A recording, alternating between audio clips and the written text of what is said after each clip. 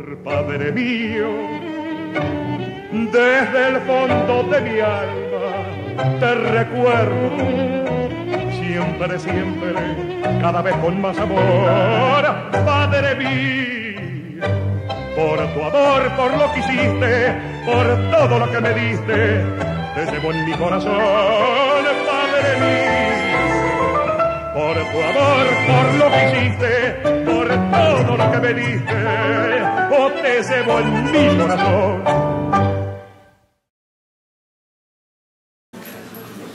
Bonjour donc à toutes et à tous, bienvenue, bon certains sont, je les reconnais, du centre hospitalier Lumière, mais bienvenue également aux autres pour ce colloque organisé par l'association scientifique psychiatrie d'interrogation clinique, ASPIC,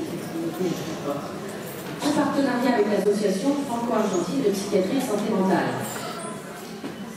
Tout d'abord, je tiens vraiment à rendre hommage au docteur Dominique D'Intremel, qui encore, comme chaque année, relève le défi avec l'équipe, avec le bureau de la CIF bien sûr, de porter la pensée, la réflexion intellectuelle au plus haut niveau au sein de notre plateau Briard, notre charmante petite ville. Mais voilà, réunir tous ces intervenants, ce plateau extraordinaire encore une nouvelle fois, quelle belle création, quelle belle œuvre qui conclut, je le crois, c'est l'œuvre de nombreuses années à la présidence de la SPI, mais qui souhaite quitter pour d'autres horizons. Encore vraiment un grand merci à Dominique D'Intremel et à l'équipe de l'ESPI. Je tiens également à remercier les intervenants qui sont venus, notamment d'Argentine, et la réflexion sud-américaine sur la question posée aujourd'hui nous stimule d'avance, et j'en suis vraiment ravie. D'autant plus que je crois en fin de journée, vous avez prévu quelque chose de plus festif autour du tango. Ça promet vraiment un final, un beau final. Alors, quelques mots quand même sur le thème du colloque, le choix des parents. Quand on parle du néologisme parentalité, qui est bien connu aujourd'hui, c'est essentiellement parce que la fonction, le rôle, la place et les pratiques des parents posent question. Mais d'abord, de quels parents parle-t-on? Les parents, père, mère, autrement dit ceux qui sont nommés en référence à leur rôle d'engendrement, ou des géniteurs institués par le droit. Parle-t-on de la fonction des parents qui est susceptible d'être assurée par une pluralité d'acteurs à un moment donné, qu'ils soient géniteurs ou non? Qui est parent? Celui qui donne ses gènes, celui qui donne naissance, celui qui prend soin de l'enfant et l'élève, celui qui donne son nom, ou transmet ses biens. Aujourd'hui, chacun est convaincu que la formation ou la rupture du couple et la constitution de sa descendance est une affaire personnelle. Nous choisissons le nom de nos enfants, nous choisissons le bon nom ou les bons noms, nous choisissons de devenir parents avec un conjoint, sans conjoint. La procréation médicalement assistée a ouvert encore plus le champ des possibles et la réinterrogation sur les origines. La mère qui porte pour elle un embryon qui n'est pas le sien, la mère qui porte pour un autre un embryon qui est le sien. Il ne suffit pas d'être géniteur pour être parent, alors que l'on peut être parent sans être géniteur.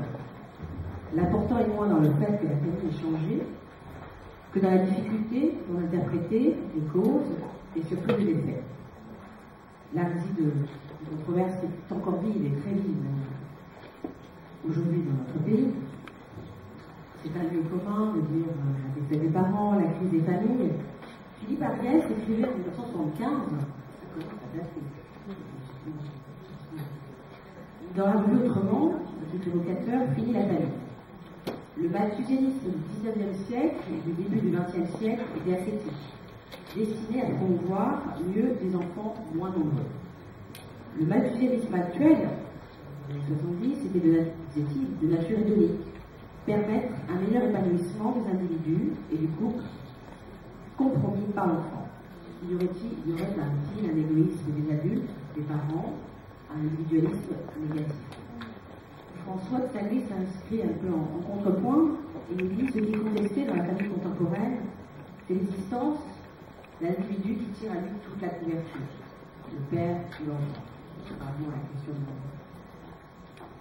La notion donc, de parentalité est inscrite dans le commerce, et elle est surtout l'apparition, bien sûr, d'une inquiétude. Cette inquiétude, je l'espère, cette journée, peut nous aider à l'analyser et peut-être à la dépasser. Nous n'avons pas la prétention d'ouvrir, je laisserai à Louise Lacomère l'introduction. Juste, je vous citerai Élie Bourcade, nous sommes en arrière. Il est intéressant de voir cette phrase, bien sûr, je me sortis d'un contexte, je le cite, mais dans son introduction à la sociologie de la famille, il nous dit « La famille d'aujourd'hui n'est ni plus ni moins parfaite que celle de jadis. Elle est autre. Parce que les milieux où elle vit sont plus complexes. Voilà tout.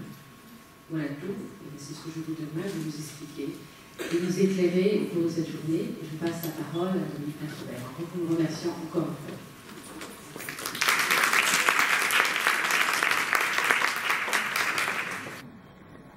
Bonjour. Pourquoi un colloque franco-argentin ici au Muret? Il y a plus de 15 ans maintenant se créait l'Association franco-argentine de psychiatrie et de santé mentale. J'en fus le premier président et l'association eut pour siège ce centre hospitalier où elle est toujours domiciliée. C'est les derniers colloques que la SPIC organise sous mon mandat de président. J'ai souhaité réunir les deux associations domiciliées ici et qui toutes deux me tiennent à cœur. Notre enthousiasme a porté ses fruits. C'est un plaisir et un honneur d'avoir autant de têtes pensantes à nos côtés. Merci à tous nos invités, tous d'une qualité exceptionnelle, d'être là pour débattre avec nous des façons nouvelles d'assumer sexualité, procréation et parentalité. Merci au bureau des deux associations qui se réunissent depuis plus d'un an pour porter cet événement. Un remerciement tout particulier à Fabian Frankenbach qui a accepté au pied levé de remplacer le professeur Stagnaro retenu en Argentine et à Ernesto Domenech venu des terres australes pour échanger avec nous. Nous avons fait en sorte que dans chaque séquence, il y ait au moins un intervenant d'origine argentine. Venons-en au thème. Empêtré dans la question de la sexualité féminine, Freud, transposant un mot de Napoléon, disait « l'anatomie, c'est le destin ». Il considérait que la fille entrait dans l'Oedipe en acceptant la castration comme un fait accompli. Simone de Beauvoir, déclarant dans Le deuxième sexe « on n'est pas femme, on le devient », anticipait de façon plus précise l'évolution des mœurs actuelles. Il n'est pas du tout assuré qu'étant du sexe mâle, on se considère du genre masculin, ou qu'étant du sexe femelle, on s'éprouve du genre féminin. Ce simple fait comporte une incidence sur le parent qu'on pourra devenir. Lacan inventa un néologisme pour rendre compte du fait que la subjectivation de son être sexué est un processus complexe, la sexuation. Pour répondre, par exemple, au cas de Nori, un homme insatisfait de sa transformation en femme, la plus haute juridiction d'Australie a décidé, mercredi 2 avril dernier, qu'une personne pouvait être reconnue légalement comme étant de genre neutre, ajoutant un troisième genre aux côtés du féminin et du masculin. Encore plus récemment, l'Université de Californie a autorisé 6 modes différents d'inscription de genre. Je dis bien 6 modes différents. Ces étudiants peuvent donc choisir entre hommes, femmes, hommes transgenres, c'est-à-dire nés femmes, femmes transgenres, nés hommes, queer ou identités différentes. La catégorie queer rassemble les gender non-conforming, soit ceux qui ne se reconnaissent pas dans une catégorisation binaire homme-femme et défendent une pluralité d'identités de genre. Enfin, ceux que rien n'aura satisfait, parmi les 5 premières catégories, pourront cocher identités différentes. Dans son élan de modernisme, l'université avait déjà, 1 an auparavant, supprimé une indication homme-femme pour des toilettes devenues d'une neutralité toute australienne. Il est amusant de penser à l'anecdote utilisée par Lacan dans ses écrits pour évoquer, je le cite, la ténèbre des significations inachevées produites par les signifiants. Un frère et une sœur sont assis dans un train, arrivant en gare et contemplant les bâtiments le long du quai. « Tiens, dit le frère, on est à dame. »« Imbécile, répond la sœur, tu ne vois pas qu'on est à homme. » Devrait-il augmenter la fratrie aujourd'hui pour que l'un puisse dire on est à queer ou supprimer carrément son exemple si la catégorie neutre l'emporte? Le frère et la sœur devront trouver une autre source de confusion. Mais au-delà de cette démultiplication du sexe par le genre, les évolutions modernes touchent aussi à la procréation même. François enfermé, que j'avais invité, mais il était déjà engagé au Maroc, dans son livre « La fabrication des enfants, un vertige technologique », montre comment la science, en touchant au réel, devient prométhéenne, pour ne pas dire frankensteinienne. Citons par exemple le cas d'une mère qui fait don à sa fille de son utérus pour qu'il lui soit greffé. Elle va porter un enfant dans l'utérus qu'il a elle-même porté. Les progrès de la science imposent des remaniements des lois. La Grande-Bretagne est devenue, mardi 24 février, toujours de cette année, le premier pays au monde à autoriser la conception d'enfants à 3 parents. La Chambre des Lords britannique a, après la Chambre des communes, approuvé la législation qui autorise le transfert mitochondrial. La FIV est dite à 3 parents parce que les gènes du futur bébé proviendront de sa mère, de son père et de la donneuse. Pour l'heure, aucun bébé n'est né de cette technique qui fait encore l'objet de recherches en Grande-Bretagne et aux États-Unis, mais les experts estiment que le premier enfant à en être issu pourrait naître dès l'an prochain. L'évolution des mœurs s'ajoute au progrès de la science. Le mariage pour tous et la procréation homosexuelle obligent les sociétés modernes à revoir les liens de parenté et de filiation. L'Argentine a instauré le mariage pour tous il y a 5 ans. Depuis, 100 000 unions ont été célébrées. Récemment, elle a fait un pas de plus. L'administration argentine a reconnu les 2 mamans et le père biologique lors de l'inscription d'un enfant. Les 3 parents auront les mêmes droits. C'est une première en Amérique latine. Antonio est né en mars 2014. Depuis quelques jours, il porte le nom de ses 3 parents. La famille nucléaire a du plomb dans l'aile.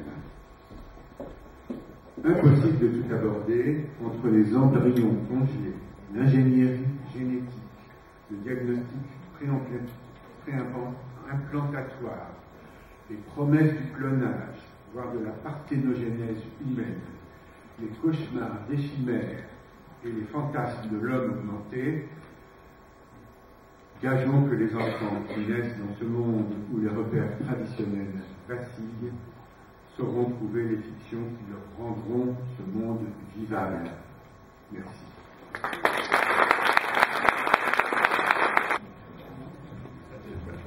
Bien.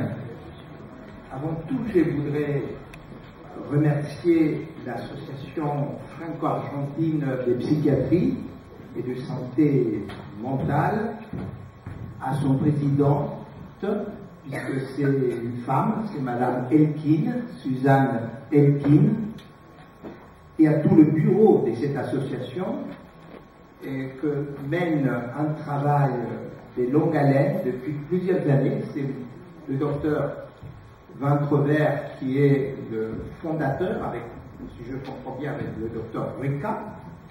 Vous avez été, dans quelle année? C'était 2000. 1999, en décembre 1999. en décembre 1999. La première réunion fondatrice. La première réunion fondatrice. Et cette réunion a pris comme vous aviez décidé de prendre les murets. Et après, comme j'étais le premier président, c'est moi qui ai déposé les statuts d'association. Comme j'étais déjà Ça veut dire qu'il y a presque 15 ans, 16 ans. Le groupe initial. Enfin, il y avait beaucoup de personnes. Bien sûr. En tout cas, cette association a une puissance de résistance, de création, d'organisation, et c'est grâce à cette association que nous sommes là, présents ensemble ce matin. Ce n'est pas seulement grâce à cette association, il y a aussi l'association scientifique d'interrogation clinique, qui s'appelle l'ASPIC, qui est une association de l'hôpital de Muret et dont vous êtes, vous, docteur Ventrever, le président. Je voudrais donc, je répète, au nom de tous les intervenants, et probablement de vous aussi, si vous me permettez que je me prenne en représentant de vous que vous êtes là, nous remercions ces deux associations de nous accueillir. Bien, ce matin, donc, notre thème, c'est, un instant que je vais le relire, le titre de notre table, ou de notre séance de travail, c'est d'abord la présentation du texte de Madame Dukevich-Sibony, s'appelle « Clinique des 3 dons en assistance médicale à la procréation ». Et ensuite, nous entendrons Serge Fez. Peut-on adopter un ovocyte ou un spermatozoïde? Donc, nous allons donner la parole à Madame Charlotte Dukevich, mais d'abord, je voudrais la présenter. Madame Dukevich est psychologue clinicienne, elle est psychanalyste, travaille à la maternité de l'hôpital Tenon et dans le service de médecine de la reproduction. Et cela, c'est un travail de longue haleine, c'est un long travail depuis 30 ans, donc il a beaucoup de choses à nous dire et à nous faire partager de sa longue expérience de 30 ans. Mais Madame Dukevich aussi travaille à l'hôpital Cochin depuis quelques années pour recevoir les couples, en particulier des couples dont l'homme, justement, comme disait M. Ventrever tout à l'heure, dont l'homme est un transsexuel. Donc là, il y a une expérience intéressante que j'espère. Mais peu importe, peut-être dans le débat. Je dois dire qu'avec Charlotte Dukevich, nous nous connaissons depuis très longtemps, puisque nous avons eu l'occasion, la merveilleuse occasion, le privilège, voilà, de travailler ensemble dans la consultation de Madame Dolto, de François Dolto, la consultation qu'elle avait à la rue Cujas, et ce sont des années merveilleuses. Eh bien, c'est bien de te retrouver, bien qu'il y a eu longtemps qu'on ne s'est pas vu. Je t'ai pas préparé. Alors, commencer reconnu, ça peut encore aller. Pour commencer, je remercierai sincèrement l'association franco-argentine que j'ai découverte lors de son colloque, alors je ne sais plus le titre, enfin, je me rappelle très bien ce qui s'y est passé à la cité universitaire. J'étais intervenue de la salle, apparemment ça a intéressé Susanna et peut-être d'autres, et j'ai été très touchée quand j'ai reçu cet appel à participer à ce colloque, parce que ça témoignait d'une vraie liberté qu'on ne rencontre pas forcément toujours dans les milieux analytiques, et spontanéité, voilà, c'est très sympathique. Et ça me permet en passant d'évoquer une grande dame qui a disparu et qui était liée à ce colloque, c'est Antoinette Fouque, et les éditions des femme. C'est une amie de quasiment toujours et qui m'a accompagnée, soutenue et dont l'œuvre est difficile à qualifier, mais qui est essentielle dans des domaines qui ont été longtemps mis de côté. Voilà. Je ne parlerai donc pas, a priori, ça fait déjà beaucoup de parler des 3 dons en AMP, donc la question des transsexuels, on pourra y revenir si ça vous intéresse, mais c'est vrai que ce sont ces couples exceptionnels que je reçois à l'hôpital Cochin,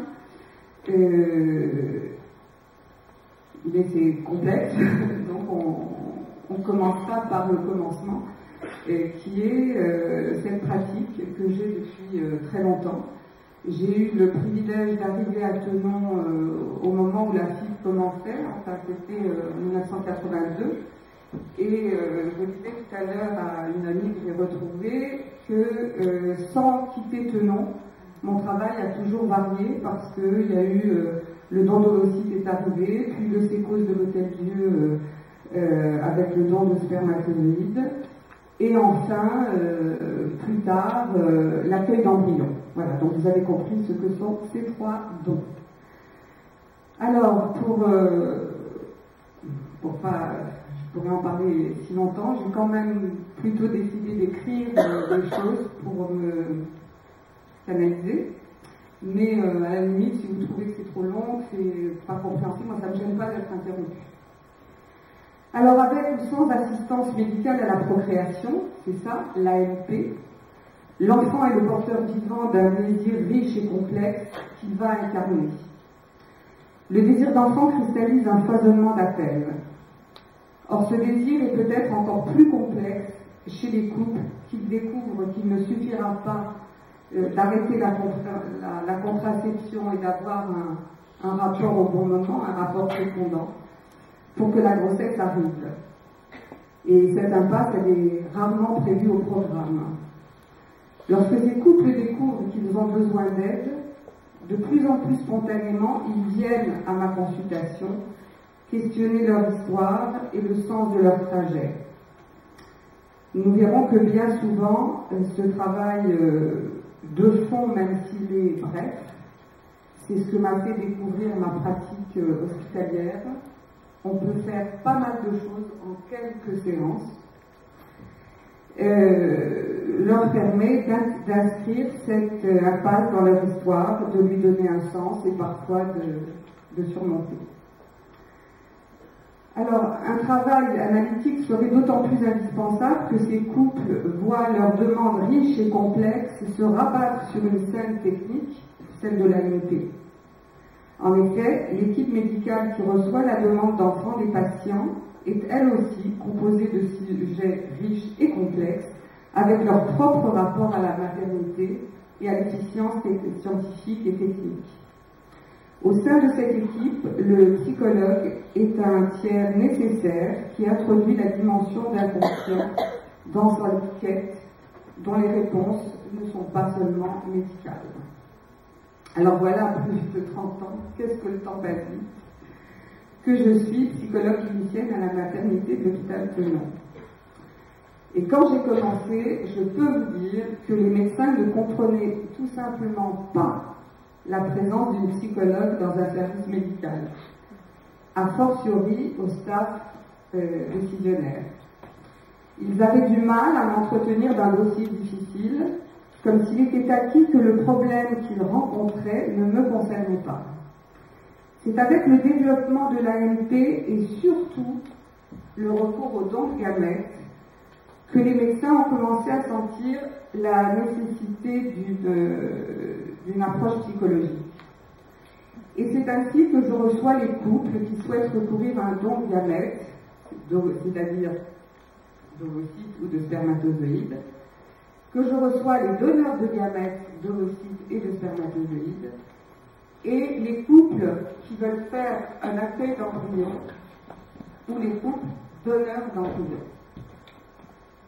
Depuis 1994, d'ailleurs, les lois de bioéthique sur les dons de gamètes et plus tard sur le don d'embryons favorisent la consultation d'un staff pluridisciplinaire réunissant médecins et psychologues pour décider de la suite à donner aux demandes des patients. Ceci a permis une meilleure connaissance de chacun d'entre nous, de nos spécialités, de notre utilité.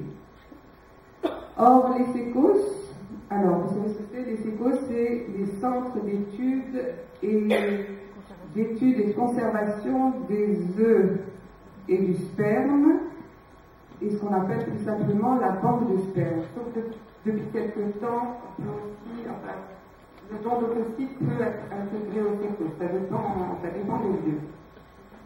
Eh bien, les SECOS, comment? Mon micro quoi? Et moi j'aimerais bien. Le poser une Ça va, je tremble pas, mais bon. Ça serait mieux de faire la bonne distance. Donc, je disais qu'ils étaient précurseurs parce que dès 1973, premier SECOS en France, d'ailleurs SECOS c'est français, des psys, il y a eu des psys, ils ont senti tout de suite. Et d'ailleurs, ça m'a beaucoup troublée quand j'ai commencé à travailler avec eux, qui sont essentiellement biologistes. J'ai eu une surprise que je vous livre. Je les trouvais bien plus accueillants aux psys que les gynécos, qui pourtant farfouillent tout. J'étais très étonnée. En tout cas, j'étais infiniment mieux accueillie par les SECOS que par mes camarades gynécos qui ont mis vraiment des années à me... Enfin, ils m'aimaient bien moi, mais enfin, ils ne savaient pas trop quoi faire de moi, ils ne tenaient pas tellement à ce que je fasse d'ailleurs. Donc c'est troublant, mais c'est vrai. Donc les psys des SECOS qui étaient invités se sont constitués en commission qui se réunit 2 fois par an pour mettre à plat les problèmes qui se posent à eux, pour harmoniser leurs pratiques. Et 1 fois par an, il y a un séminaire de l'ensemble. Donc c'est vraiment des travailleurs qui essayent de penser leur pratique, ce qui n'est pas si courant, enfin, encore une fois, sur des médecins et des biologistes, et qui ont fait une vraie part aux psys, et même, pour tout vous dire, et ça au début ça m'a vraiment troublée, ils seraient ravis qu'on décide, en fait. Moi je suis passée d'un chef de service qui m'aimait beaucoup, c'est quand ça vu que j'étais là, quand je lui ai dit j'aimerais bien venir au staff de filles, il m'a dit ah bon, ça vous intéresse? Oui. Et quand je lui ai dit, j'ai levé la main, il parlait d'une femme, on en était à au 17 essais de FIV. On avait fait tous les examens et on continuait. La Sécu n'avait pas encore mis le holà en disant 4 essais. Quand j'ai dit peut-être que vous devriez me l'adresser parce qu'il y a peut-être des choses à entendre, peut-être qu'elle nous dit quelque chose en faisant toutes ces fiches. Alors il s'est tourné vers son agrégé. On peut le poser? Ah, c'est que ça marche pas. Mais on ne peut pas poser. Bon. Et donc il a dit à l'agrégé du service, oui, alors tu vois, qu'est-ce que tu en penses? Puisqu'on a réussi, on peut l'envoyer à Charlotte. Donc voilà comment ça a commencé. C'était pas du tout comme ça. Donc, quand un enfant résiste à venir, il questionne le couple et révèle des problèmes passionnants jusque-là non évoqués. Il dévoile le rapport de chacun à son désir, à l'autre, à l'attente comme telle. À travers la crise que traversent ces couples en difficulté, beaucoup de choses apparaîtront qui, sans elles, seraient restées cachées. Et j'ai plusieurs fois entendu des patients dire que malgré la difficulté du parcours, ils ne regrettaient rien, tant ils avaient appris de choses sur eux et sur leur couple. Ça, c'est très précieux, je trouve, comme témoignage, parce que c'est tellement dur tout ça, et qu'on se dit, oh là là, dans quoi ils s'embarquent, et tout. Bon, ils y trouvent leur compte aussi. Alors en France, il y a un protocole précis de prise en charge de ces couples qui ne peut se faire que dans des centres agréés et du service public. Je parle du don, les filles, on peut les faire en privé, mais le don, c'est dans le public. Le don doit être volontaire, anonyme et gratuit. Et je commencerai par parler du don de spermatozoïdes, même si ce n'est pas le premier auquel j'ai été confrontée, mais c'est vraiment... j'ai bien un nombre de couples considérable, et c'est lié au fait que quand on a un donneur, on s'autorise à permettre la naissance de 10 enfants, donc un donneur, ça peut répondre au désir de 5-6 familles, et puis un donneur, c'est des centaines, ça peut être beaucoup de paillettes. Les paillettes, c'est ce dans quoi on conserve les spermatozoïdes. Par contre, donc j'en vois énormément. Par contre, pour les donneuses, vous allez voir, c'est beaucoup plus difficile. Donc, après avoir rencontré la biologiste, le généticien, le gynécologue, le couple doit systématiquement avoir un entretien avec un psychologue. Suivant le moment de notre rencontre, ces couples peuvent être encore sous le coup de l'annonce de l'azospermie. Souvent, ils se demandent encore s'il n'y a pas une autre solution. Et dans les meilleurs cas, ils en sont déjà à faire le deuil de leur fertilité et ils disent « bon, c'est moins grave qu'une maladie mortelle, hein, c'est pas le sida, c'est pas le cancer. » Si les couples arrivent jusqu'à moi, c'est qu'ils ont déjà cheminé et cette épreuve les a rapprochés malgré des périodes de doute sévères où l'homme a confondu stérilité et impuissance. La question de la sexualité revient souvent, en effet, dans l'entretien, et avec elle, bien sûr, la question du sens de cette nouvelle filiation. Qu'en est-il d'une paternité qui commence par une conception avec sperme de donneur? Les entretiens permettent parfois de repérer les hommes qui ne sont pas prêts et qui disent « mais je ne serai pas le vrai père ». Il importe alors de les accompagner pour qu'ils puissent mûrir leur projet et penser à ce qu'est un père, à ce qui fait un père.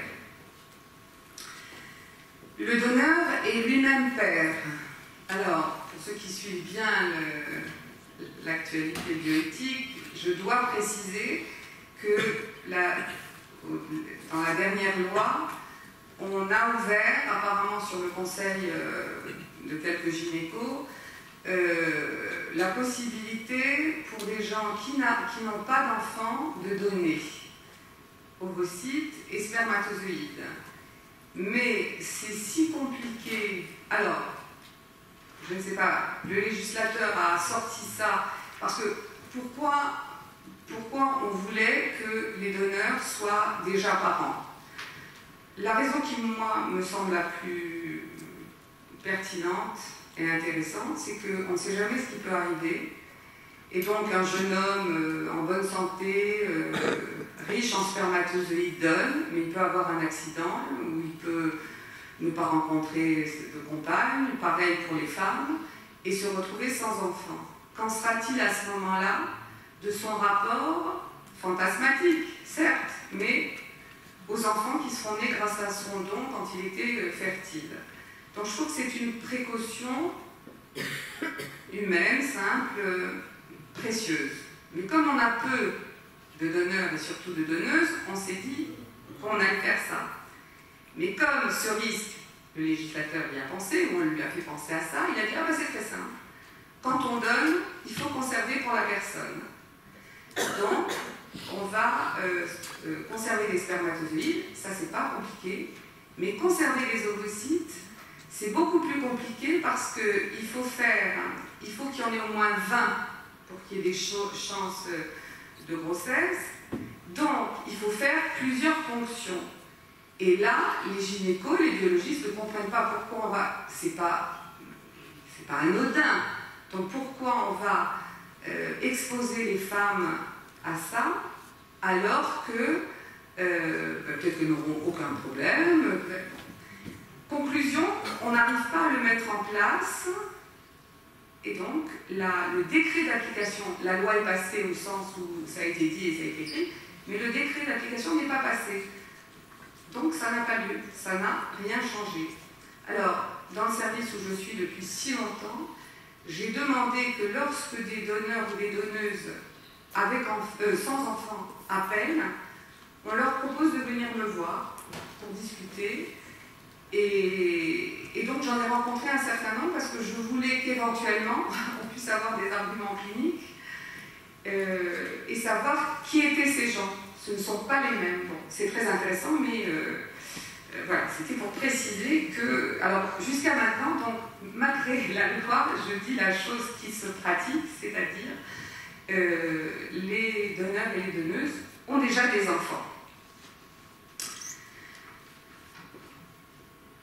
Et bon, je pense que on m'a parfois dit que c'était surprenant, enfin, ces entretiens systématiques. Or, je peux vous dire qu'ils sont toujours bien accueillis par les couples qui ont vécu un vrai parcours du combattant quand ils arrivent au don.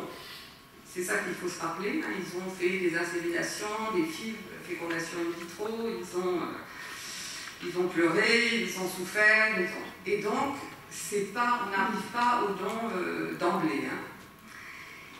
Et ils parlent, eux, d'un vrai parcours du combattant, ce sont leurs mots, ils ont espéré un remède, et la réponse qu'on leur offre, qui est un peu insolite hein, pour quelqu'un qui ne connaît pas, revient à une rupture de la filiation génétique et biologique.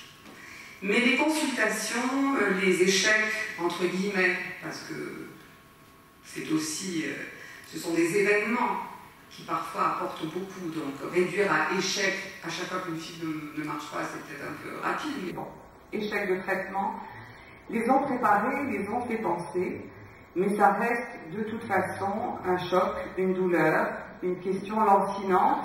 Pourquoi moi, je ne peux pas avoir comme tout un chacun, et comme mes propres parents, un enfant, simplement. Alors, pouvoir en parler est vécu comme un soulagement. Or, ils sont rares, ceux qui sont allés voir un psy spontanément, ça existe. Et ce moment qui leur est offert est le bienvenu. Ils en profitent du mieux qu'ils peuvent, posant des questions, disant leurs souffrances, leurs révoltes, les difficultés sur lesquelles ils butent dans leur vie avec les autres, l'insupportable grossesse de la sœur ou de la belle-sœur, les femmes enceintes qu'ils voient à tous les coins de rue, les questions de l'entourage sur alors, quand est-ce que tu auras un enfant? Il arrive qu'ils parlent pour la première fois de choses très importantes, voire déterminantes de leur vie.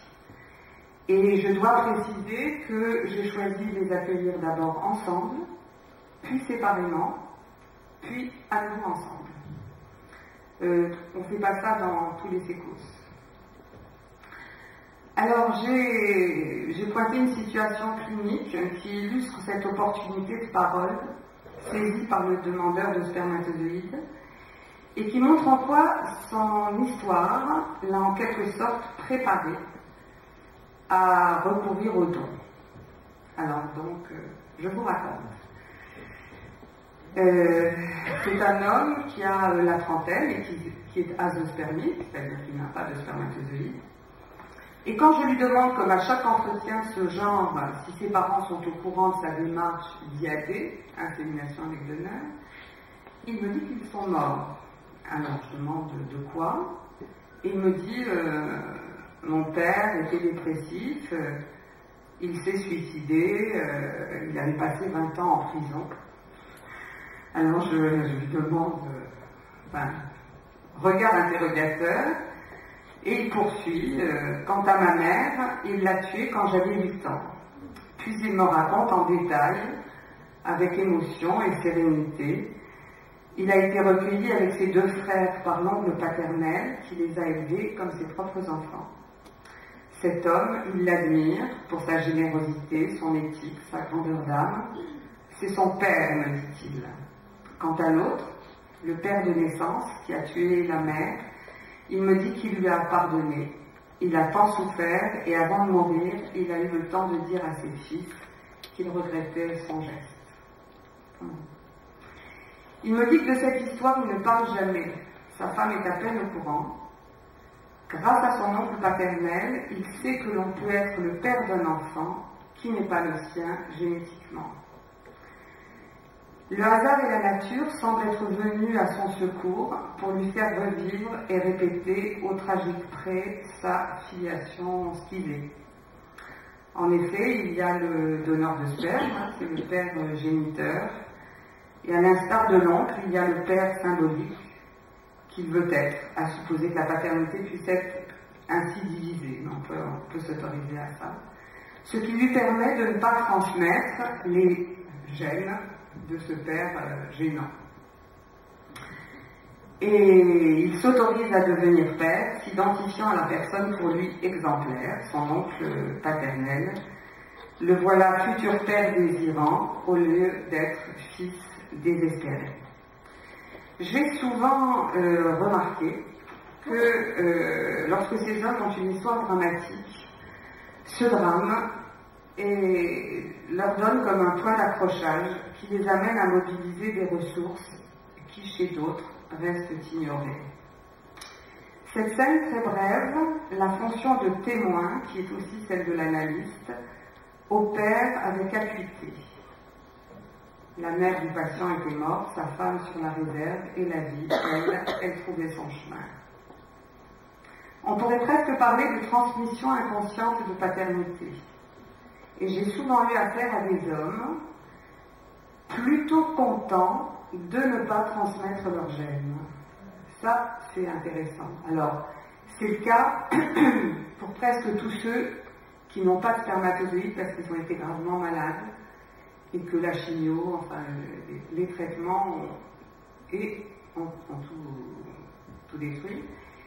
Et souvent, c'est peut-être une façon de se consoler, mais très bien. Ils disent, bah, dans le fond, c'est peut-être plus sûr, je ne vais pas transmettre à mon enfant, on ne sait pas, c'est ça la maladie. Et ça les aide en fait, inutile de vous dire que ça les aide à accepter ce recours au don. Et puis il y a aussi parfois des hommes qui haïssent leur père ou leur famille, et ils sont très contents que, voilà, couper. Évidemment, c'est beaucoup moins facile quand on aurait eu envie de transmettre comme ses ancêtres, de s'inscrire normalement dans la chaîne des générations. Il faut du temps et un vrai travail intérieur pour mettre à distance la dimension biologique et génétique de la procréation au profit de la dimension psychique et symbolique. Le trajet n'est pas évident et c'est ce dont je peux témoigner. Et c'est là que accompagner ces récits, ces souffrances, ces espoirs peut être vraiment utile et précieux. Ça va? Alors, une grande question qui revient toujours dans cette consultation systématique que j'ai avec les couples. Que dire à l'enfant de sa conception? Très souvent, on me le demande spontanément. Et si ce n'est pas le cas, je pose moi-même la question qui est sans doute l'une des plus complexes et des plus importantes, parce qu'elle concerne la vie de la famille, ce qui va se passer avec l'enfant. Si ces gens sont arrivés jusqu'au sécos, ils sont plus ou moins prêts à recourir à cette technique. Mais certains prétendent qu'ils n'ont pas pensé à ça. D'autres, évidemment, disent qu'ils y ont pensé. Et d'ailleurs, de plus en plus souvent. Et ils arrivent avec des expressions qu'ils m'apprennent, du genre non, enfin, pas de secret, il ne faut pas laisser de cadavres dans le placard, les secrets sont nocifs, on dira, mais au fait, aidez-nous, on dira quand, on dira comment, et on parle de ça. Mais quand ils me disent qu'ils ne sont pas prêts, j'ai tendance à considérer qu'ils ne sont pas très libres par rapport à cette démarche qu'elle fait problème, voilà, qu'elle fait question.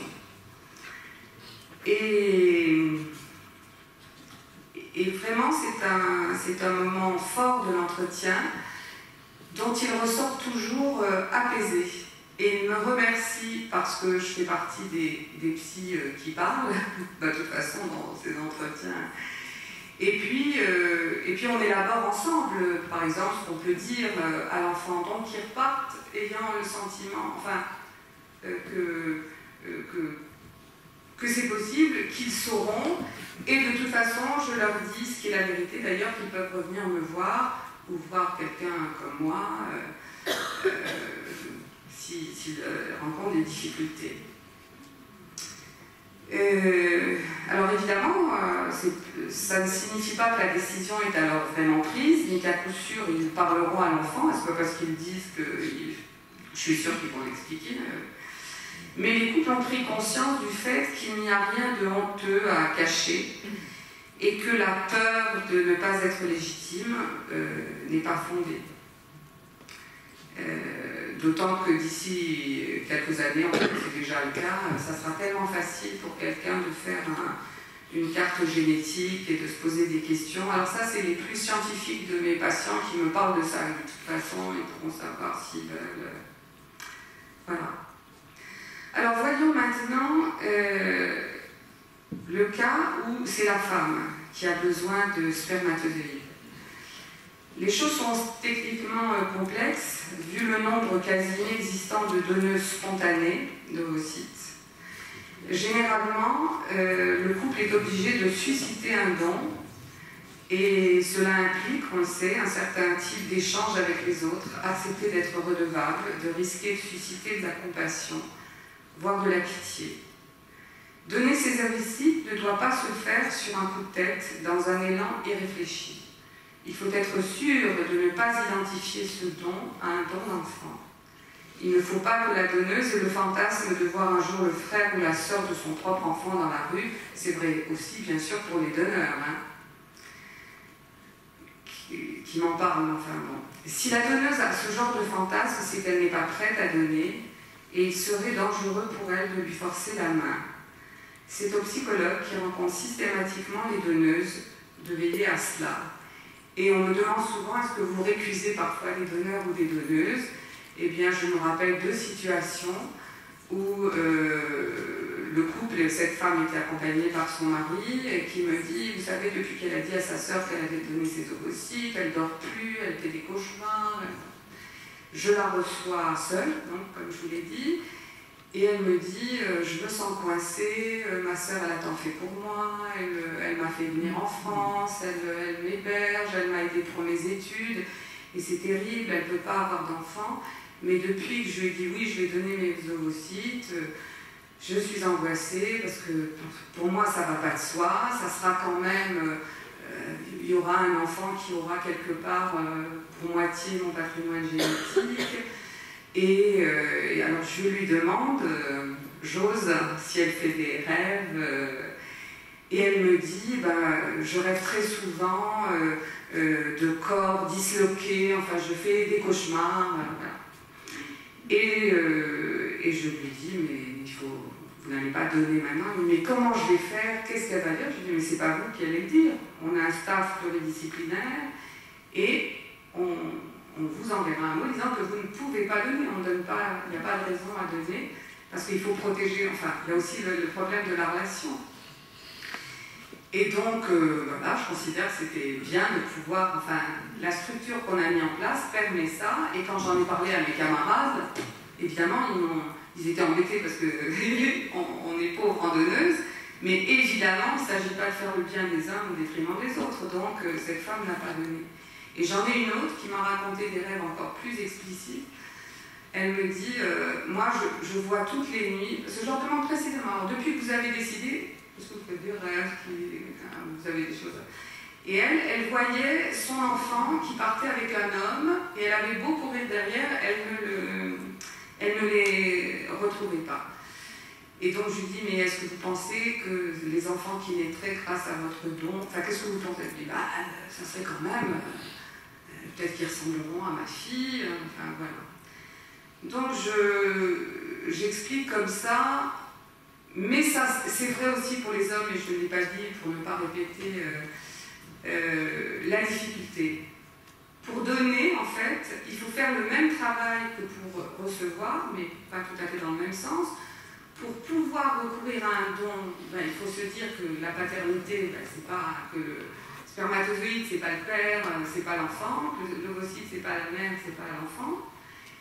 Et pour le donneur ou la donneuse, il faut qu'il considère que ce qui fait qu'on est parent, c'est pas l'ovocyte ou le spermatozoïde, c'est une partie, mais les enfants qui naîtront seront les enfants désirés par ce couple qui aura fait toutes ces démarches, et donc ça va pas de soi. Et c'est pour ça que c'est compliqué le don, et en France c'est vraiment du don, c'est-à-dire qu'il n'y a pas d'argent, et peut-être que si à l'étranger ça marche mieux, c'est qu'il y a quand même une dimension de... Ça peut dépanner, même si c'est assez vexant de penser que les ovocytes ne valent que 1 000 €, mais pour des gens, 1 000 €, ça peut être utile. Donc, c'est vraiment compliqué. Alors, du côté des receveuses, pour que la fibre avec don d'ovocytes puisse vraiment fonctionner, sans trop de refoulement, il faut d'abord, comme dans le cadre du don de sperme, qu'elle convienne bien que l'ovocyte n'est pas l'enfant, voilà. Et cependant, il ne faut pas que la femme escamote l'importance de ce don sous prétexte que c'est elle qui portera l'enfant. Afin d'expliquer pourquoi elle ne veut rien dire à son enfant de sa conception, une patiente m'a dit « Mais ce sera comme mon enfant ». Alors je dis « Mais pourquoi comme votre enfant ? Ce sera vraiment votre enfant, à vous et à votre mari, puisque c'est sans votre désir et toutes ces démarches, il ne naîtrait pas. » On le voit, l'entretien psychologique est important puisque c'est un espace de parole et d'écoute où toutes les questions peuvent être posées. Et c'est souvent très très utile. Alors, je vous ai parlé donc des 2 dons qui sont les plus fréquents et que vous connaissiez déjà un peu. Peut-être que je laisse donc la parole à Serge Effez et qu'on pourra revenir sur la clé d'embryon, si tu veux que je m'arrête là. Pour moi, c'est possible. C'est bien ? Oui. Voilà. Ou bien, on peut faire quelques minutes d'échange à propos de ce qui vient d'être dit. C'est peut-être mieux, je donne la parole à Serge, d'ici 5-10 minutes, tu auras des mieux. Hein? Je trouve que c'est mieux pour animer et vous entendre aussi intervenir. C'est important, la parole dans la salle, c'est trop long sinon 1 heure. Alors, nous avons un micro dans la salle, c'est bien ça.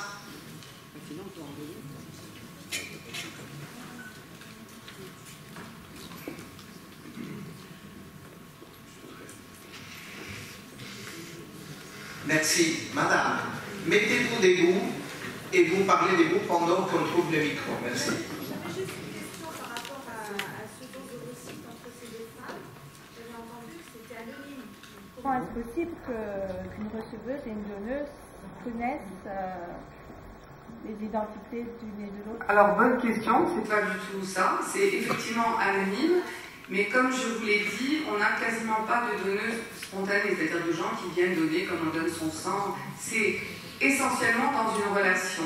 Et les donneuses me disent carrément, voilà, ma soeur elle ne peut pas, ma meilleure amie, ma collègue, ça me fait mal, je veux qu'elle connaisse le même bonheur que moi, et je veux donner. Mais ça ne sera pas direct. Et c'est une question intéressante, si je peux répondre pendant un petit peu de temps. C'est qu'Attenon, nous avons connu les 2 sortes de dons. C'était avant la loi. J'ai donc reçu des donneuses qui donnaient pour leur sœur ou pour leur amie en direct, et on l'a pratiqué. Et on est arrivé, avant même que la loi ne passe, à l'idée que c'était pas possible, qu'il fallait passer à l'anonymat. On a eu plusieurs exemples. Par exemple, une femme qui avait suscité le don de plusieurs femmes. Elle avait plein d'amis qui voulaient l'aider. Enfin, c'était absolument somptueux. Donc, elle a fait du bien à beaucoup de couples. Et elle ne tombait pas enceinte. Ce qui était stupéfiant parce que c'était des bonnes donneuses. Le spermatozoïde de son mari était bon. La loi passe. On lui donne une donneuse qu'elle ne connaissait pas. Elle est tombée enceinte tout de suite. Elle a eu un petit garçon et elle nous a dit, j'ai tout soulagé. En fait, c'était pas possible. Je savais pas quelle place donner à ces femmes et ça nous a beaucoup encouragés dans le sens de l'anonymat. dont certains ont dit oui, ils font comme dans le don de spermatozoïdes, qui était anonyme depuis le départ, mais on a une expérience clinique, et j'en ai d'autres, enfin, des histoires impossibles de père qui demande à sa fille de donner pour sa nouvelle compagne, et la fille n'osant pas dire non au père. On a toutes sortes d'histoires impossibles. Voilà. J'étais donc pas assez précis. D'autres interventions? Je voulais poser deux questions. La première question, vous avez 30 ans d'expérience. Est-ce que vous avez vu les parents et les enfants qui ont 30 ans? Est-ce que vous avez un contact ou on va dire un feedback sur comment vont-ils? Est-ce que vous avez une certaine expérience? Et deuxième chose, quand on parlait entre le don et l'achat, ou la vente, ou le côté commercial, est-ce que, aussi bien pour les gens qui reçoivent que pour les gens qui donnent, est-ce que symboliquement les choses doivent être quand même quelque chose de très très différent? Est-ce que finalement est-ce que vous ne pensez pas que le fait que l'on vende ou que l'on donne aide à faire la part des choses? J'allais dire, quand vous parlez à un moment alors j'ai du mal à l'exprimer, je vais y arriver, ne vous inquiétez pas. Quand on reçoit un don gratuit et qu'il n'y a pas... on est effectivement dans le don et on se dit quel droit va avoir cette personne sur cet embryon, ou moi, si je le donne, quel droit je continuerai à avoir, alors que s'il y a quelque chose de commercial, ça aide à trancher un petit peu ce lien et cette dette. Oui, même si c'est pas direct, là. Vous parlez toujours, même dans le cadre du don anonyme. Il y a deux choses. Ou pas. Parce qu'on a bien senti du temps du don direct qu'il y avait des grands cadeaux qui étaient faits à la donneuse. Donc vous parlez du don direct, du don anonyme ou pas anonyme? Même dans le cadre du don anonyme, c'est quand même un don, c'est quelque chose de façon totalement altruiste, mais elle est quelque part, ce don qui est fait, il est à mon avis beaucoup plus difficile de faire la coupure par rapport à cet enfant qui va naître que par rapport à si on a vendu. Oui. C'est une question à mon avis importante.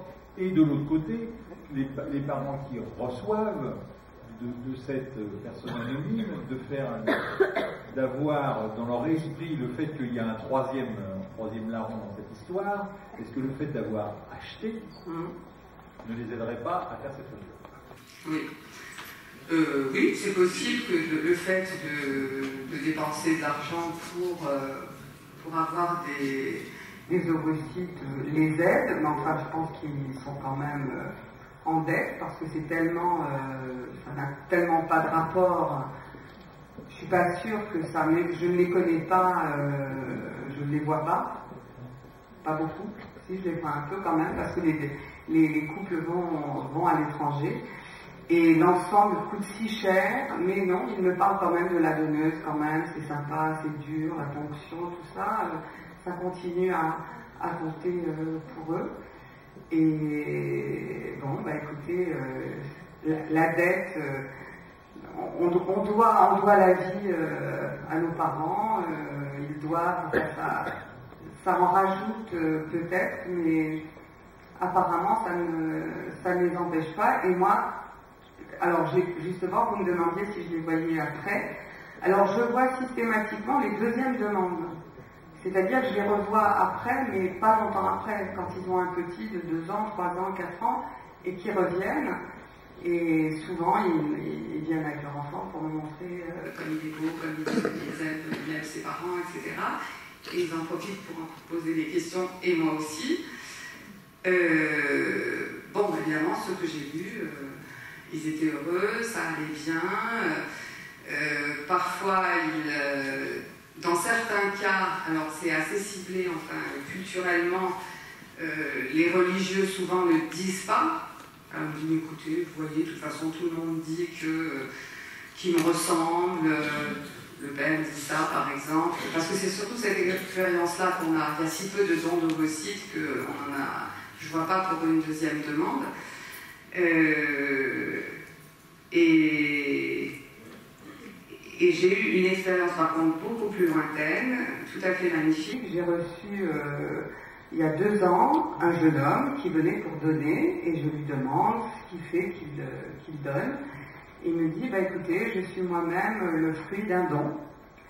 Et quand je l'ai appris, j'ai décidé que quand j'aurai un enfant, ben, je viendrai donner. Et là, mon fils a 6 mois, donc je viens donner. Alors déjà, je lui ai demandé l'âge qu'il avait. Il avait 20 ans. Je lui ai demandé si c'était pas embêtant. Il m'a dit, vous savez, on sent les choses. Et puis, en fait, j'étais épatée. J'ai dit à mon père qu'il était formidable parce qu'il n'avait pas renoncé à devenir père. Voilà. Et j'ai trouvé que c'était très beau parce que à la fois, c'est comme s'il y avait une transmission des 2 hommes. Le père qui avait transmis son bonheur d'être père et le fils a envie de devenir père, voilà, pour parler vite. Et puis le donneur, et il donne à son tour. Voilà. Donc j'ai trouvé que c'était une source de richesse. Brièvement, parce que il y a un point qui m'a intéressé beaucoup dans votre intervention, c'est le point qui touche à la question de la haine du père. Parce que dans la clinique, au quotidien, on constate ça. Certains patients psychotiques ne peuvent être avec une femme que si elle a déjà des enfants. C'est-à-dire que si ce n'est pas leurs propres enfants. C'est une façon sans doute pour eux d'éviter la rencontre avec la paternité. Et que, au fond, dans le point que vous donnez de ces patients qui viennent chercher un don de sperme, il y a quelque chose autour de la haine du père qui veut qu'on n'hérite pas de ses gamètes, n'est-ce pas? Et alors la question, vraiment, me semble tourner autour de la question de la confusion. Dans ces cas-là, précisément, c'est ça que je voulais vous demander. Je ne les vois pas, je ne peux pas répondre vraiment à cette question, c'est intéressant. Moi, je pointe des choses qui apparaissent, mais je ne les vois pas beaucoup. Hein. Dans le meilleur des cas, je les vois 2-3 fois. Hein. Nous allons entendre Serge Eiffel, mais je ne peux pas ne pas donner une réaction rapide aux magnifiques présentations de Charlotte Dulkiewicz, parce qu'elle nous met dans cet univers que nous ne connaissons pas. Et je ne connais pas cet univers, bien que j'ai affaire à la supervision parfois, mais ce qui m'importe, c'est qu'en t'écoutant, m'est venue une sorte de schématisation, c'est un schéma, en me disant finalement le sentiment qui domine chez ceux qui vont recevoir le don, c'est au début, il y a 3 moments. Au début, c'est le deuil de la fertilité, donc le sentiment qui domine, c'est la douleur de perdre, ce qui est l'élément essentiel. C'est comme les enfants adoptés. Quand on me parle d'un enfant adopté, il faut se rappeler qu'avant tout, c'est un enfant abandonné. Et quand on a l'acceptation du don, première chose à se rappeler, c'est qu'on a une douleur de la perte de la fertilité. Deuxième temps, c'est alors, tu l'as très bien mis en lumière, l'acceptation du don, qu'il y a le désir, ils ont désespéré d'avoir ce don, et en même temps, le refus, ils ne veulent pas. Ils ne veulent pas accepter. Voilà. Et le troisième temps, c'est le temps de la peur, de l'angoisse. Une fois qu'ils ont accepté, la crainte du futur, quoi dire à l'enfant, quelle influence, et là peut-être Serge va nous parler, c'est-à-dire comment ce don vient troubler ce qui va être mon futur, l'angoisse de la famille que j'aurai. Enfin, voilà les 3 temps: douleur de perdre, désir et refus, et angoisse du futur. Enfin, je voulais faire cette schéma comme ça, partiel, et je passe la parole à Serge Eiffel. Alors, je voudrais le présenter, bien que certainement vous connaissez Serge Eiffel. Serge Fez est psychiatre, psychanalyste, thérapeute familial et auteur de nombreux ouvrages. Eh bien, je passe la parole. Merci beaucoup. Merci de m'avoir invité à cette passionnante journée. C'est des sujets qui me passionnent aussi. Et je crois que je vais venir tout à fait en complémentarité, en contrepoint de ce dont a parlé Charlotte, en abordant aussi cliniquement certaines situations qui ont à voir avec ces dons de gamètes. Mais avant d'aborder ça, je voudrais dire quelques mots sur ces transformations de la famille qui nous bouleversent tous et qui ont déjà été largement introduites tout à l'heure lors de l'introduction de la journée et qui montrent un certain désarroi par rapport à comprendre qu'est-ce que c'est qu'une famille aujourd'hui. Et d'ailleurs le titre, j'ai beaucoup aimé le titre de ce colloque, le choix des parents, c'est-à-dire qu'est-ce qu'on choisit, jusqu'à quel point est-ce qu'on choisit sa famille, jusqu'à quel point est-ce qu'on choisit ses parents, jusqu'à quel point est-ce qu'on choisit ses enfants. Et on a bien entendu autour des dons de gamètes que cette question du choix, elle est de plus en plus ouverte. Alors, pour comprendre ça, on essaye souvent de montrer ces transformations de la famille à partir de ces transformations de forme. Alors on dit, voilà, il y a plein de sortes de familles aujourd'hui, à côté de la famille dite traditionnelle, avec des enfants qui sont issus par procréation d'un homme et d'une femme. Eh bien, il y a tout un tas d'autres familles qui sont recomposées, monoparentales, qui ont recours à la PMA, qui ont recours à l'adoption, qui sont homoparentales, etc. On a inventé tout un tas de néologismes pour les décrire. Or, ce que je voudrais dire, c'est que la famille, tout de même, il n'y en a qu'une. Et que, pour chacun de nous, nous avons une seule famille. Et ça, c'est important et qu'on le comprend mieux si on situe la famille. Eh bien, ou plutôt, j'aurais envie de dire, on n'en a qu'une, mais on en a deux. On en a deux qui ne correspondent pas au même mode de description, au même mode de représentation, et qui ont à voir très fortement avec cette évolution de la famille. C'est ce que j'appellerais d'un côté la famille verticale et de l'autre côté la famille horizontale. Et que, à chaque instant, nous sommes exactement au point de rencontre de notre famille verticale et de notre famille horizontale.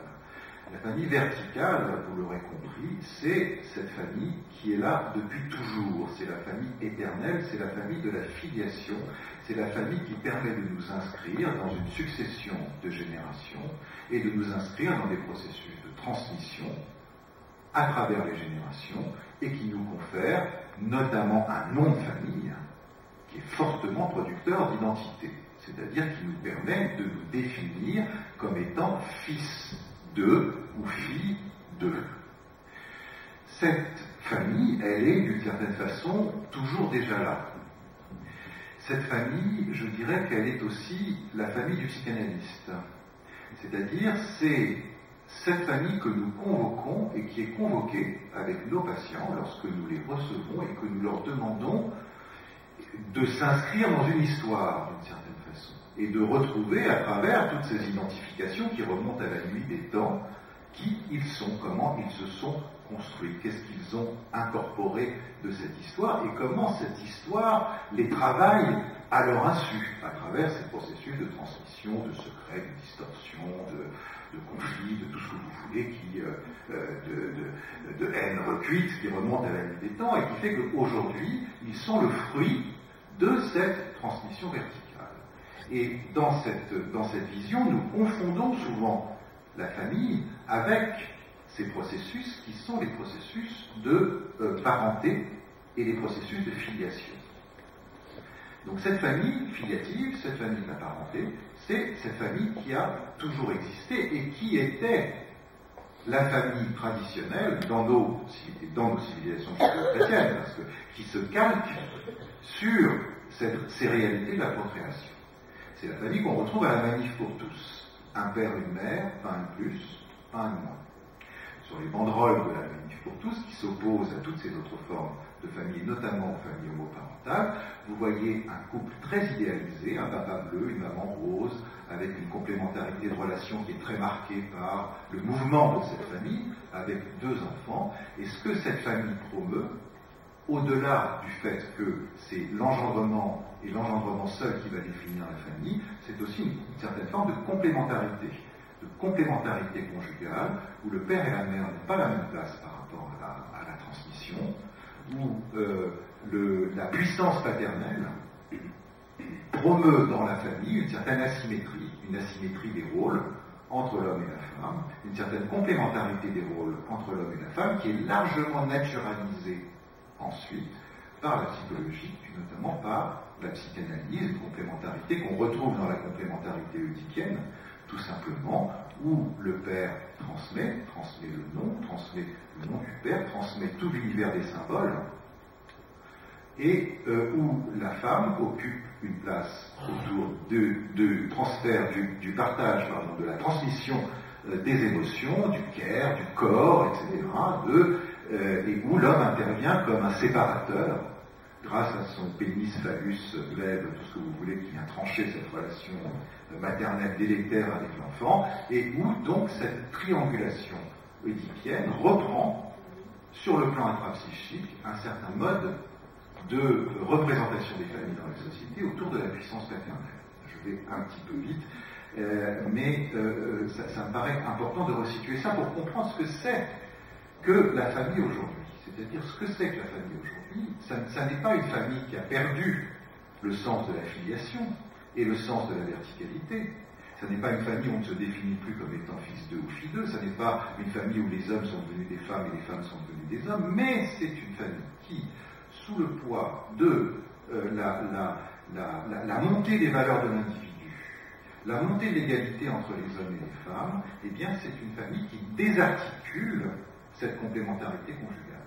C'est une famille qui ne s'inscrit plus autour d'un régime matrimonial, comme le dit que je pense que dira Irène Perry cet après-midi, autour d'un régime matrimonial, c'est-à-dire que c'est le mariage complémentaire entre un homme et une femme qui définit la famille, mais autour de beaucoup plus autour des enfants et autour de deux personnes, de parents à égalité, quel que soit leur sexe, qui sont les instigateurs de cette famille.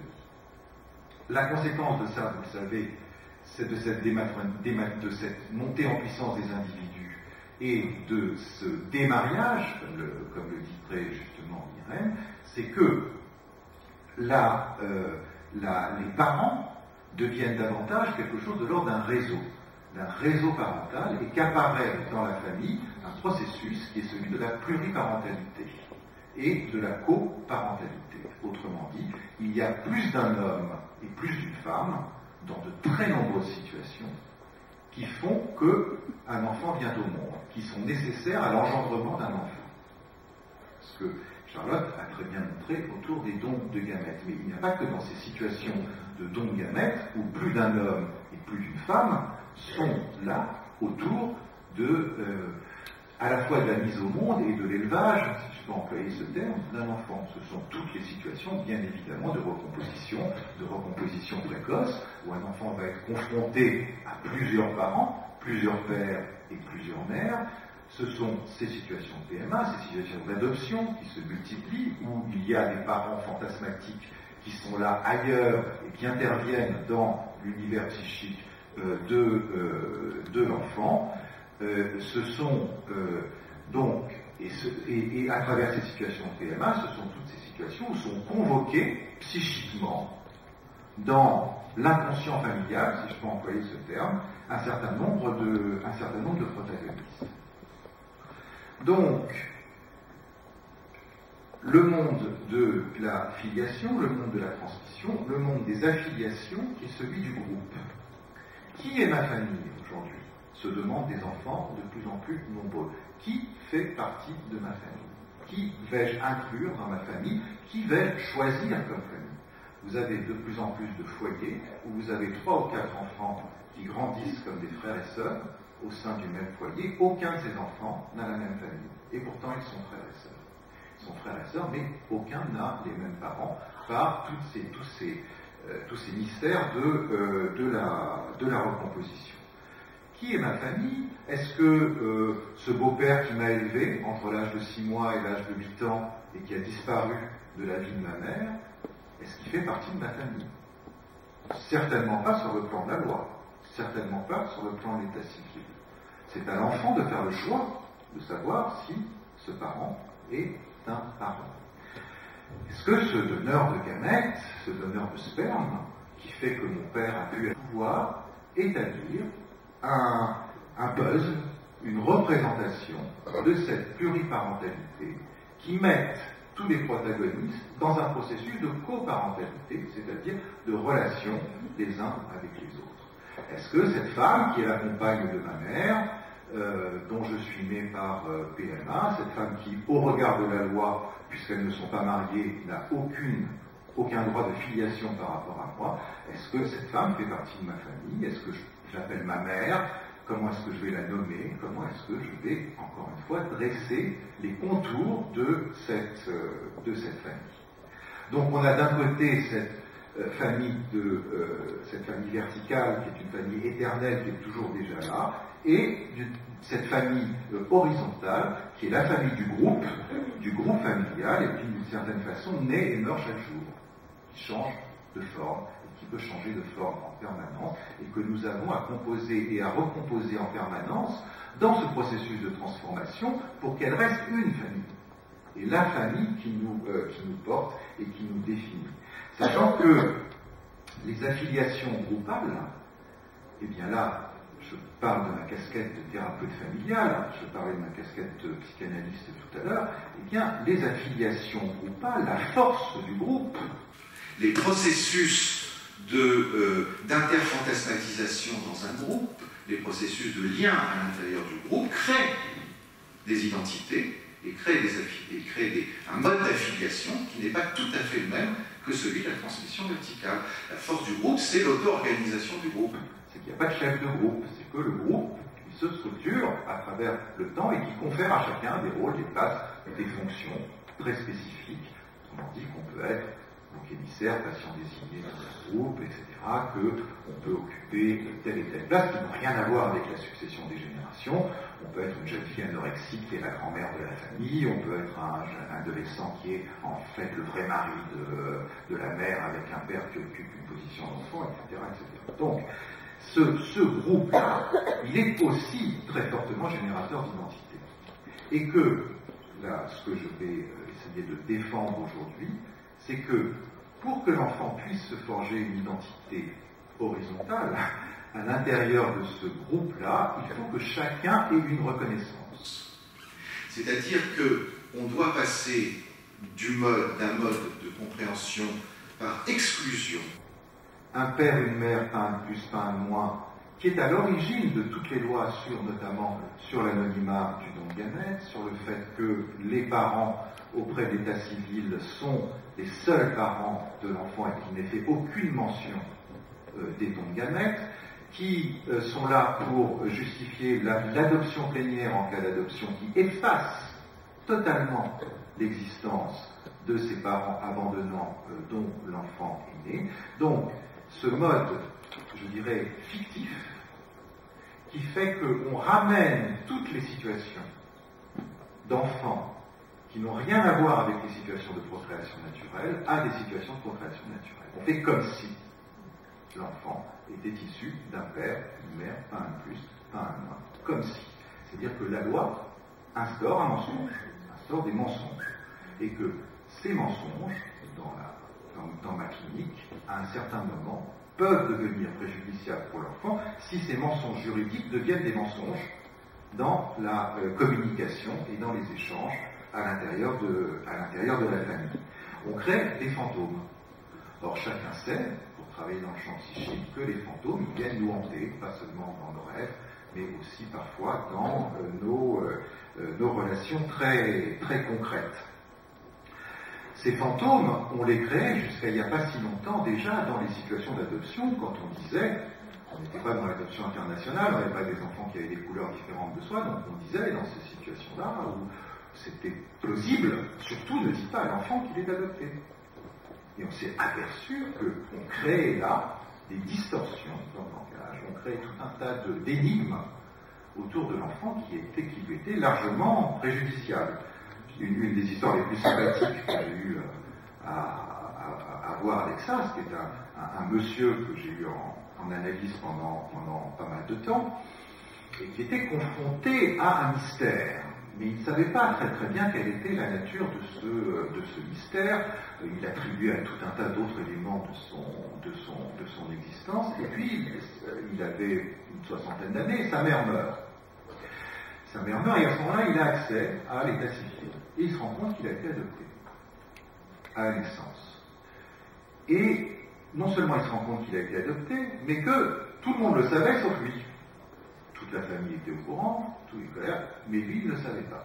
Et à ce moment, il se frappe le front et il me dit, vous savez, ce qui m'a fait le plus rire quand j'ai appris cette histoire, c'est que enfin, ça a éclairé pour moi ce qui était un mystère de mon enfance, c'est que chaque fois que j'allais à la boulangerie pour acheter une baguette, eh bien, la boulangère me disait, et un bâtard pour le petit bâtard. Et je ne comprenais rien. Elle me disait, et maintenant je comprends, un bâtard pour le petit bâtard. Donc vous voyez, c'est signifiant et énigmatique en fait. Alors le bâtard c'est rigolo, mais il y en a évidemment tout un tas que l'enfant est obligé d'intégrer pour pouvoir se tordre la réalité autour de lui et pour pouvoir se fabriquer une histoire et une identité.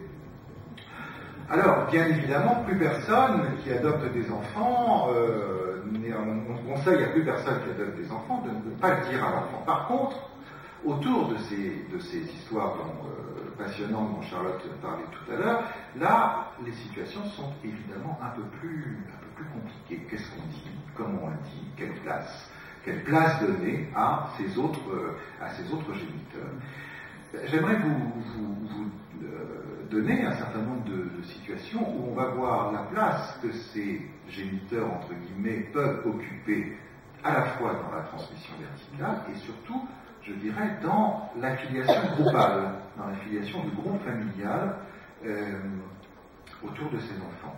Une première situation, c'est alors là, je suis avec ma casquette d'analyse, c'est un homme que j'ai en analyse et qui a eu son fils grâce à un don de sperme. Un don de sperme anonyme. D'emblée, et dès l'entretien préliminaire, il me dit, vous savez, j'ai eu recours à un don de sperme pour avoir mon fils, ça ne me pose aucun problème, j'ai extrêmement bien intégré cette histoire. D'ailleurs, pour moi, c'est tellement évident que cet enfant est mon fils, que je n'ai jamais éprouvé le besoin d'en parler avec mon fils, que je pense que je n'en parlerai jamais, c'est pas la peine de lui compliquer ses représentations par rapport à ses origines, je suis son père et mon fils, point à la ligne. Au bout de quelques mois d'analyse, ce même homme me dit, vous savez, je me rends compte d'une chose, c'est que chaque fois que je regarde mon fils,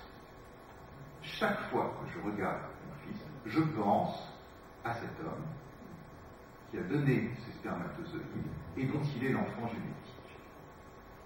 Entre eux, je n'y pense jamais, ça n'existe pas, et chaque fois que je le regarde, j'y pense, on voit qu'il y a toute la distance entre le conscient et l'inconscient, bien évidemment, et que c'est sans doute pas à chaque fois qu'il y pense, mais tout de même, il réalise à quel point cette donnée est présente dans son esprit, et pèse dans son esprit.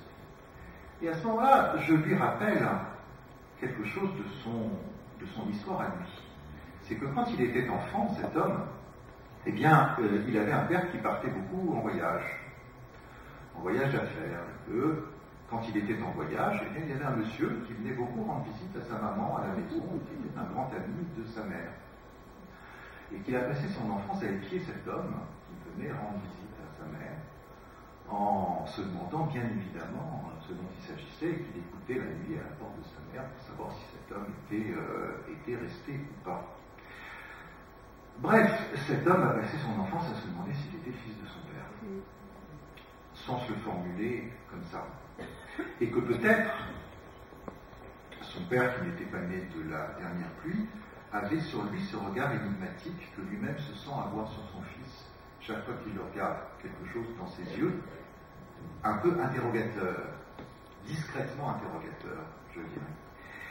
Et que le fait de pouvoir se réaffilier à cette histoire-là, à cette histoire de filiation, peut-être d'une certaine façon pouvoir réadopter ce père dont il ne saura jamais si c'est son père biologique ou génétique ou pas, et après tout, l'importance, eh bien, lui permet de calmer cette angoisse qu'il a par rapport à son fils, et à ce moment-là, il prend la décision, et il m'en parle, de raconter à son fils l'histoire de ses origines et l'histoire de sa naissance, en parlant de ce très gentil monsieur qui est venu pour aider, lui, son papa, à devenir père.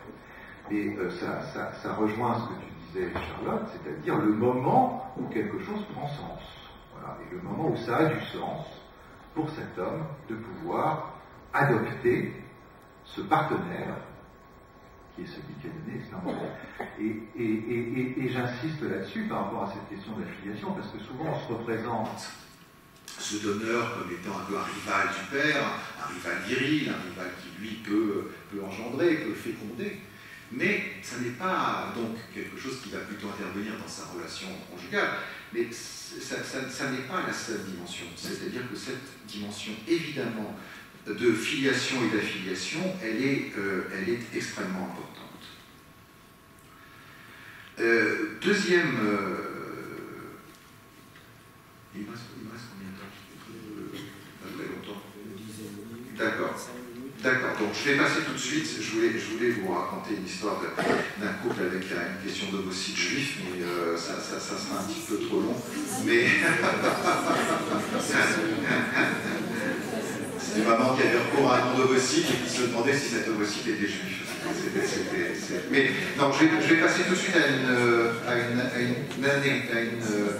une vignette familiale pour vous montrer cette question de la place dans les processus de coparentalité que peut avoir le dos. Alors ça, c'est une famille sur laquelle j'ai déjà écrit une ou deux fois, c'est une famille qui est très intéressante et très importante pour moi, parce que c'est une famille que j'ai connue il y a de très nombreuses années, il y a plus de 15 ans maintenant, et qui était la première famille qui me confrontait à un processus d'homoparentalité. Jusque-là, je n'avais même jamais entendu parler de ce idéologie, je ne savais même pas ce que ça recouvrait.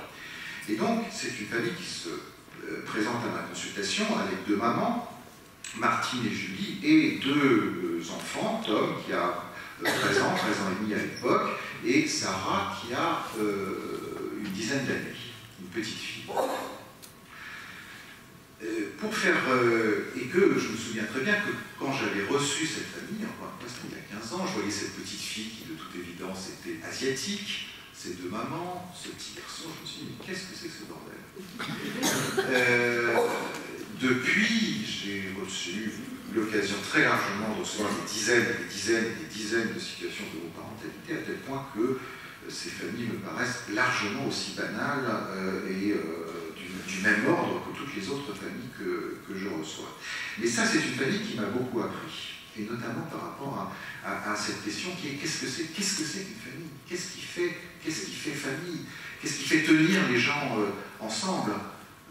Tocqueville, c'est toujours très chic de citer Tocqueville par rapport au groupe et par rapport à l'avènement de la démocratie, mais Tocqueville il se posait déjà cette question il y a 2 siècles, c'est-à-dire à partir du moment où ça n'est plus l'institution qui nous porte, à partir du moment où ça n'est plus la logique institutionnelle, des liens institués, ce que sont les liens institués dans la famille depuis toujours, encore une fois, on est fils d'eux, fille d'eux, l'engendrement, la procréation, la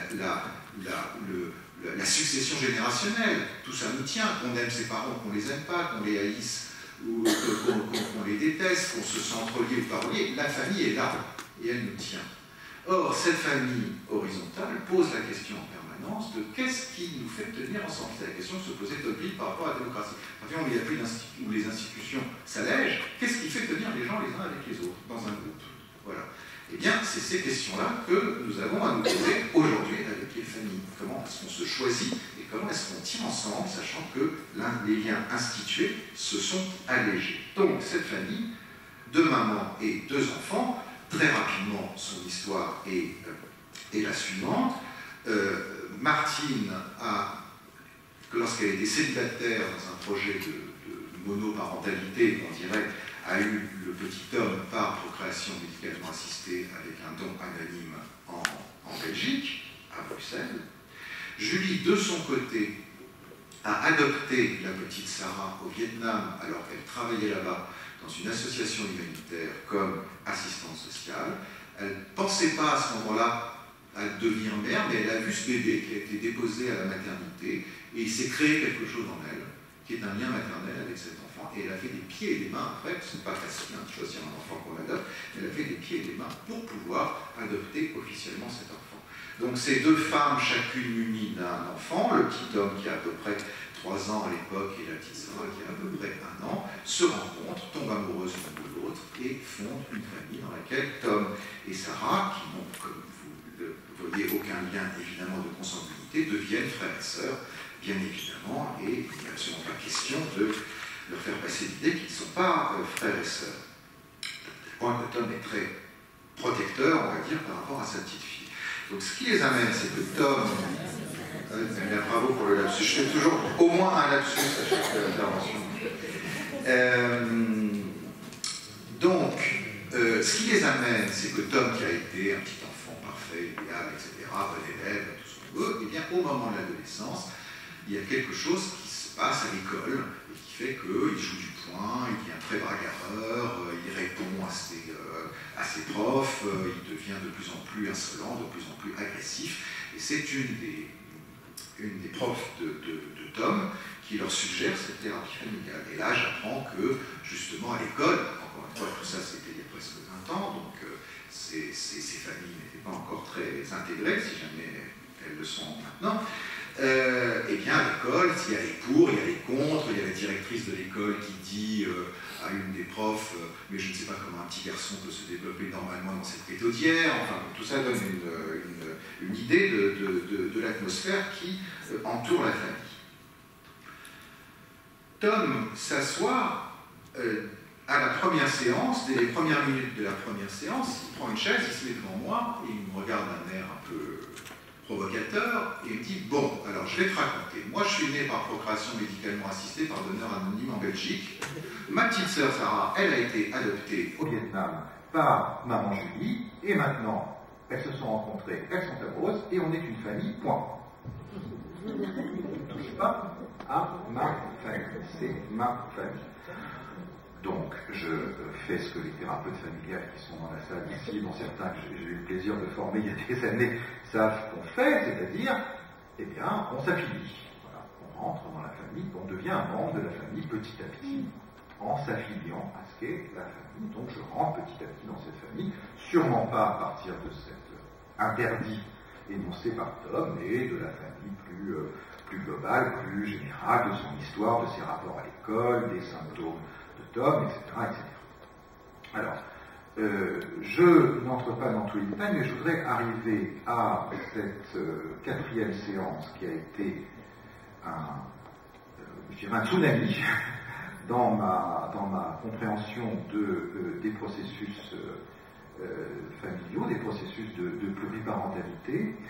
La petite Sarah, qui jusque-là était très timide, dès qu'elle prenait la parole, c'était Tom qui prenait la parole à sa place, elle avait un petit peu de mal à s'exprimer, j'étais obligé de lui sortir des mots un peu de rouge, et bien tout à coup elle arrive, elle est très excitée, et elle raconte l'histoire suivante. Elle est dans la cour de récréation. Elle a une copine qui lui dit « Bon, bah toi, on voit bien que tu es adopté, hein, ça se voit, toi tu es adopté, mais alors, ton frère Tom, c'est qui son papa? Parce que son papa, on le voit jamais. » Et là, la petite, elle est tétanisée, elle ne sait absolument pas quoi répondre à cette question. Et à ce moment-là, elle a une copine, sa meilleure amie, qui est assise à côté d'elle, et qui regarde la petite questionneuse comme ça, et qui lui dit « Hé, dis donc, patate, t'as jamais entendu parler de la procréation médicalement assistée ?» Cette petite fille, elle était née par procréation médicalement assistée, elle le savait, ses parents lui en avaient parlé dans un couple hétérosexuel. Et à ce moment-là, la petite Sarah, elle est traversée par cette évidence que, eh bien, cette spécificité de Tom n'est pas quelque chose qui, cette famille est seule à partager, comme cette famille est seule à partager deux mamans et pas un maman et une papa. Et une papa.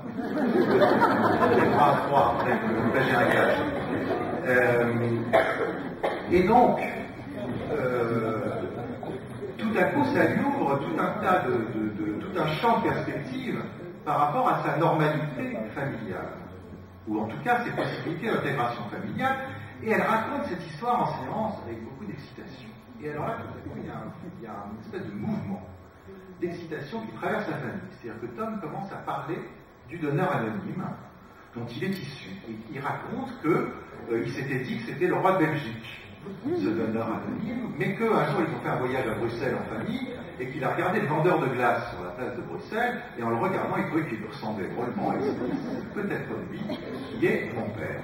Et à ce moment-là, sa maman, Martine, commence à parler elle aussi de toutes les fantaisies qu'elle a eues sur ce donneur anonyme, comment est-ce que les constituée dans son esprit, comment est-ce qu'elle l'a imaginé, comment est-ce qu'elle se l'est représentée. Et puis, ça circule. C'est-à-dire qu'on commence à parler, et puis on commence, Julie raconte l'histoire de l'adoption de Sarah, mais avec beaucoup d'émotion, dans la façon dont elle a vu arriver cet enfant, comment est-ce qu'elle a su que c'était son enfant, comment elle s'est sentie la mère de cet enfant, de cette petite Sarah. On met des chaises vides dans le bureau qui représente tous ces personnages qui font partie de la famille et qui en même temps resteront à jamais inconnus. Ce vendeur de glace de la place de Bruxelles, cette maman et ce papa qui ont donné cet enfant à l'adoption quelque part dans un pays lointain. Et puis voilà, tout un tas de protagonistes qui font partie de la famille de la petite Sarah. Elle fait un grand dessin où elle essaie de mettre un petit peu tout le monde dans ce schéma-là. Bref, on raconte une histoire. On raconte une histoire de famille et on raconte une histoire des origines. Et que ce qui permet de raconter cette histoire, c'est ce mouvement que j'appelle, que beaucoup de thérapeutes familiaux appellent l'interfantasmatisation, c'est-à-dire que ce qui fait famille, ce n'est pas l'établissement de la filiation. Ce qui fait famille, c'est ces relations, ces liens de groupe où on fantasme ensemble qu'on est une famille. Et en se racontant inlassablement l'histoire des origines, on fabrique de la famille. On fabrique du groupe familial. Vous disiez tout à l'heure, Dominique Vince-Robert, trouver des fictions, j'ai noté, pour se forger des fictions pour trouver ce monde vivable. Alors on s'efforce tout seul, c'est notre roman familial, mais on s'efforce en groupe. C'est-à-dire qu'on partage ces fictions. C'est ce partage de fiction qui donne encore une fois une place à chacun, qui permet de recréer, répéter inlassablement ces origines qui sont les nôtres.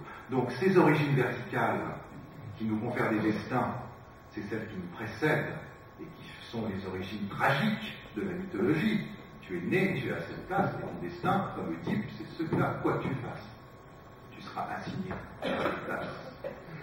Ces origines narratives, qui fait que notre identité est avant tout une identité narrative, et que l'identité de la famille, la fabrique de la famille, c'est une narration commune, elles sont dans ce groupe horizontal, et encore une fois, elles doivent intégrer l'ensemble des protagonistes, et pas seulement un père et une mère, enfin, plus pas un mère, je vous remercie.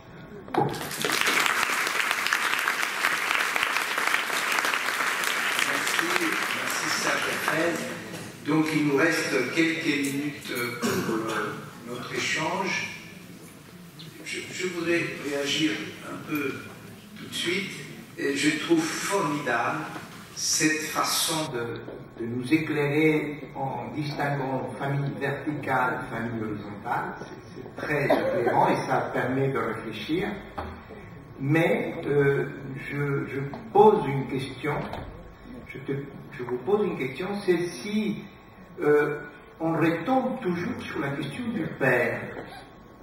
Parce que même cette famille horizontale, vous disiez, qu'est-ce qui fait tenir ensemble?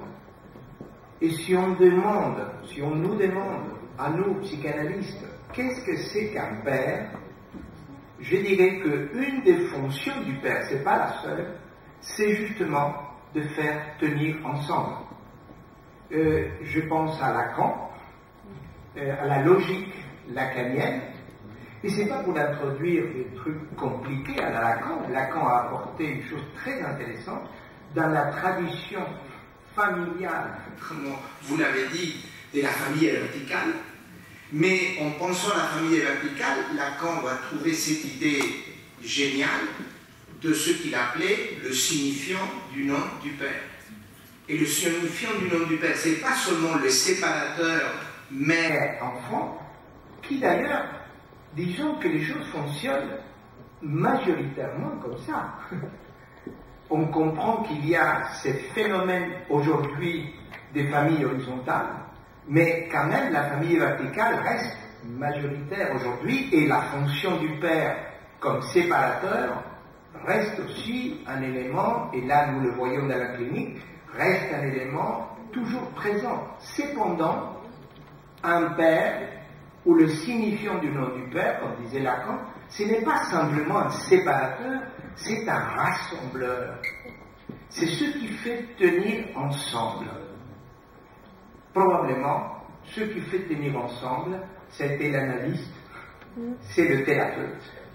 Parce que vous avez raison, ce qui fait tenir ensemble, c'est cette fiction, comme disait Van Trovert, ou le fantasme. Mais que ce soit la fiction, que ce soit les fantasmes, ou que ce soit les thérapeutes qui donnent ce cadre, c'est là une fonction paternelle. Enfin, c'est une façon de ramener le père à votre position qui est très, très éclairante. Oui, cher Nasio, mais de quel père parle-t-on? C'est-à-dire qui est ce père? C'est toute la question qui est posée dans ces familles-là, où vous avez un couple transsexuel, où vous avez deux femmes, où vous avez deux hommes d'ailleurs, qui fondent une famille, où le père est un gamète anonyme. Donc, bien évidemment, il faut la fonction paternelle. Et jusqu'à quel point cette fonction paternelle est celle d'un homme de sexe masculin qui est dans cette place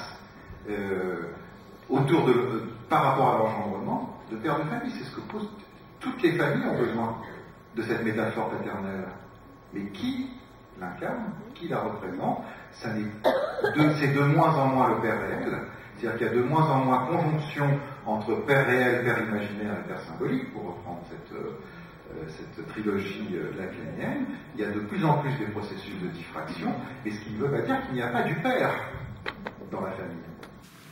Bien sûr, et c'est pour ça que je disais que c'est l'analyste, là, le thérapeute, qui n'est pas, bien sûr, qui n'est pas la personne du père, mais l'intérêt de parler du nom du père, c'est que le nom du père, ça peut être une fiction, un psychanalyste, il y a différents éléments qui peuvent jouer ce rôle. Mais ça, c'est pas pour contredire cette distinction formidable entre famille verticale, famille horizontale et la filiation du groupe. C'est-à-dire que l'horizontal, c'est vraiment un groupe. C'est ça le mot que je retiens. Bien. Il y a un micro dans la salle. Oui, je voulais dire plusieurs choses. On n'entend pas. Oui, donc je voulais dire plusieurs choses qui me sont venues à l'écoute de l'intervention de M. Eiffel. C'est d'une part qu'au fond, ces questions sont très anciennes, et je dirais que Freud les a posées avant nous. Déjà dans cette difficulté-là, c'est-à-dire la mère est certaine, le père est incertain, donc au fond, à chaque fois, ça oblige un sujet à construire ce que Freud a appelé le roman familial du livre B, qui a été repris par Lacan autrement, mais il y a une construction, et cette construction, c'est la construction du sujet. C'est pour ça qu'au fond, il n'y a pas un signifiant qui se partage à plusieurs, c'est le sujet qui trouve le signifiant qui leur présente. Et je pense que c'est tout le travail de l'analyse et du sujet que de rencontrer un moment, justement, un signifiant qui leur présente. Et je pense que cette histoire est ancienne. Et bizarrement, je l'entends de manière très ancienne dans votre bouche. Donc, je pense que c'est pas nouveau. Et ça m'est apparu de manière extrêmement claire dans le fait qu'en effet, chaque sujet se pose à tout moment la question de savoir est-ce que c'est mon père? Et que c'est jamais tranché. Est-ce que c'est ma mère? Et on l'entend dans des cliniques qui sont extrêmement des cliniques souvent de souffrance intense, où à chaque fois le sujet se pose la question qui est mon père, qui est ma mère, et est-ce que je suis leur enfant? Voilà. Donc la question de l'amour se pose de manière extrêmement profonde là. Hein.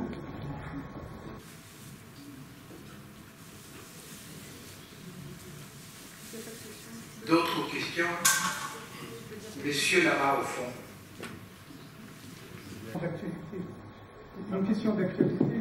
Il y a une dizaine de jours, une équipe de Lyon a mis au point un spermatozoïde in vitro.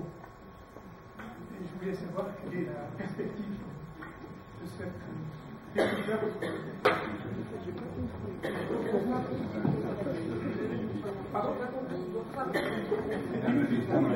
Là, c'est à partir de cellules humaines, ils ont mis en place un spermatozoïde. Oui. Non mais ça, je crois qu'il ne faut pas se... C'est récent. Oui. Le clonage humain est à notre portée, là. On n'en est vraiment pas très loin. Donc, toutes ces bidouillages, tous ces bricolages, ils vont être de plus en plus possibles. Alors, évidemment, ça, et en même, ce que vous parlez tout à l'heure, et on parle très bien de cette usine, c'est une usine à fantasmes, tout ça. Qu'est-ce que ça nous fait quand ça se met? Ces enfants qui sont nés par tous ces bidouillages, ces bricolages génétiques, effectivement, ou qui naissent dans l'utérus de leur grand-mère, ou qui naissent grâce à des gamètes qui sont transmis à travers les générations, les frères et sœurs. Quelle belle histoire ça nous fait inventer. Mais comme vous disiez, madame, tout à l'heure, je suis d'accord avec vous, c'est toujours la même histoire. Toujours la même histoire depuis la nuit des temps. C'est-à-dire qu'un enfant, il vient au monde, et puis il a une personne à laquelle il va s'attacher, voilà, peut-être plus que les autres, il va appeler maman, même si c'est un monsieur, et voilà, il va, à partir de ce lien, il va en avoir d'autres, et d'autres attachements, des séparations, il va être dans l'angoisse, pris comme tout le monde entre l'angoisse de la fusion et l'angoisse de la séparation, et puis à partir de tout ça, à partir de tous ces éléments, il va se raconter une histoire, il va se forger une histoire qui va en faire un être humain, et que au fond, toutes ces usines à fantasmes que sont toutes ces nouvelles techniques de procréation, évidemment, elles nous font penser, elles nous font mettre un certain nombre de garde-fous éthiques, mais que je suis convaincu que notre humanité, elle se joue là, dans ces liens précoces, avec ceux qui nous entourent et qui nous aiment, et qui nous élèvent et qui nous apprennent, et qu'au fond, tout ça est un peu secondaire. Alors, oui, très bien, si c'est quoi, j'y vais. Voilà, alors si c'est secondaire, pourquoi ça semble si important de donner une réponse et de dire, à un moment j'ai entendu que le gamète anonyme est le père. J'espère que tous les hommes et les pères qui sont dans cette salle sont très vexés, enfin ils refusent cette idée-là. Et en tout cas, moi, j'ai une fonction dans une institution. Je ne vois pas les mêmes personnes, évidemment, que Serge. Mais il faut que vous sachiez que les milliers de personnes que j'ai vues et qui demandaient un don de gamètes, aujourd'hui, ils étaient heureux de cet anonymat. Alors c'est vrai que ce sont des couples, j'ai oublié de dire tout à l'heure, hétérosexuels. Ce sont des couples... il peut y avoir sur place un père et une mère. Et alors justement, qu'est-ce que c'est que le père? C'est pas le spermatozoïde quand même. Et donc ces hommes qui veulent assurer, tenir cette place, qui donnent leur nom, qui donnent leur amour, qui vont donner un cadre, la loi, enfin voilà, on a un père et une mère, et c'est ce qu'ils demandent. Et les donneurs, peut-être après tous les débats qu'il y a eu, dans un ou deux cas, on m'a dit, oui, s'il y avait levé de l'anonymat, parce que je donnerais quand même, ils veulent cet anonymat, ils sont le père de leurs enfants, et l'idée, c'est comme ça qu'ils l'expriment, l'idée qu'une dizaine de jeunes frappent à leur porte, bon, c'est curieux, mais c'est comme ça qu'ils le disent, ils n'en veulent pas. Et certains m'ont même dit, mais et pour l'héritage, je dis, mais non, c'est anonyme, enfin, il y a ces préoccupations-là, donc pour eux, c'est clair. Je ne dis pas que c'est idéal, mais on répond à une douleur humaine, Et on a trouvé une réponse qui est peut-être imparfaite, mais qui correspond, jusqu'à présent en tout cas, à la demande. Et j'ai aimé que tu parles de majorité. Il y a évidemment plein de situations exceptionnelles qu'il faut accompagner, mais est-ce que ça fait sens de changer l'exception, les exceptions devraient-elles modifier la règle générale? Voilà, ça fait question. Et jusqu'à nouvel ordre, les parents arrivent avant les enfants, et les parents, c'est ça qu'ils veulent. Bon, ben, les enfants naissent dans une famille où on n'a pas eu envie de donner une place au donneur et à la donneuse. Et je rappelle que l'idée de « il donne », un gentil monsieur qui a donné pour que je devienne papa, non. C'est quand Arthur disait « je veux connaître mon donneur », mais le donneur, il n'a pas donné pour qu'Arthur naisse. Le donneur, il donne au sécos. C'est médiatisé. Et à la limite, ces gens peuvent se tourner vers le sécos. Voilà, il y a des gens pour les accueillir. Oui. Rapidement, première chose, j'espère n'avoir pas dit, ou alors c'est un troisième lapsus qui m'a échappé, que le spermatozoïde était le père, parce que c'est pas du tout ce que je pense, et j'espère que vous l'aurez compris, bien évidemment. Le père, c'est le père, et le père, c'est le père qui a choisi et qui a désiré avoir cet enfant et qui élève cet enfant. Ce qui ne veut pas dire que le donneur n'a aucune place, et que c'est de cette place dont je parle, et aussi de la place dans notre société. À la limite, parce que effectivement, Charlotte a raison, c'est pas les parents qui veulent lever l'anonymat, c'est parfois des enfants, quelques enfants, qui le demandent et qui le réclament par la suite. Il faut savoir qu'un pays comme la Suède, où on a levé l'anonymat, sur 300 situations d'enfants qui auraient pu être confrontés dans la réalité à leur géniteur, il y en a 2 qui ont fait cette demande. 2 sur 300, c'est intéressant, mais ce qui est intéressant, c'est qu'ils en avaient la possibilité. Et que les 298 autres, qui en avaient aussi la possibilité, eh bien, on pensait que cette possibilité ne leur servira à rien dans leur existence, et c'est très bien, et c'est bien évidemment tout à fait de leur dignité de pouvoir grandir comme ça. Donc, moi, je pense qu'il faut revoir cette question de l'anonymat du don d'honneur, c'est pas tellement au nom de cette castration insupportable que les enfants vont avoir, que bon, même s'ils veulent, ils ne pourront pas connaître, ils ne seront pas confrontés. C'est difficile, mais enfin, ils vivront avec. C'est par rapport à des choix de société dans laquelle nous vivons.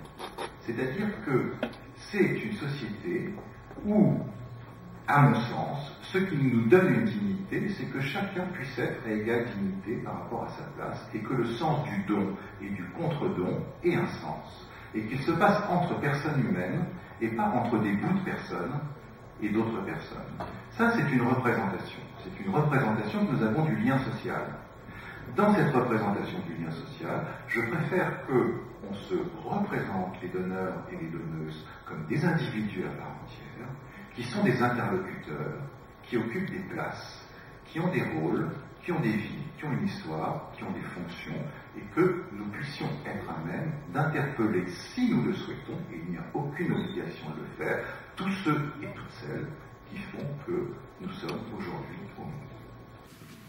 Eh bien, malheureusement, on ne peut pas continuer. Je vous demande d'applaudir nos 2 intervenants.